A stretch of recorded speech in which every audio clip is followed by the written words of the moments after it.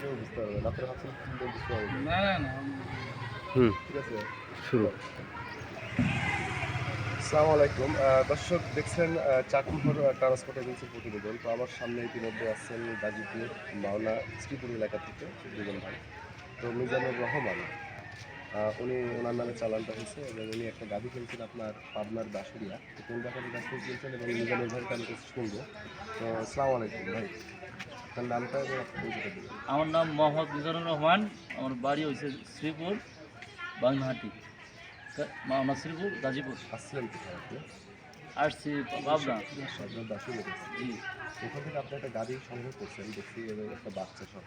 তো এটা কি আপনি পছন্দ করে কিনে আনছেন? হ্যাঁ, পছন্দ করে কেনা হয়েছে। একটা জোর করে দিচ্ছি। না না না জোর করে দেবেন না না আপনার নাম কি? মাসুদ আলম।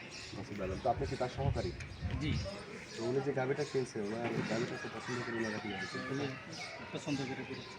তো আপনারা এই যে এখন বর্তমানে যাচ্ছেন চাঁদপুর ট্রান্সপোর্ট এজেন্সির মাধ্যমে, এই ট্রান্সপোর্ট এজেন্সিটা সার্ভিসটা দেবেন এইভাবে যে এখান থেকে আপনার বাসা পর্যন্ত যতক্ষণ আপনি না পৌঁছাবেন ততক্ষণ পর্যন্ত আপনারা আমাদের দায়িত্ব থাকবেন।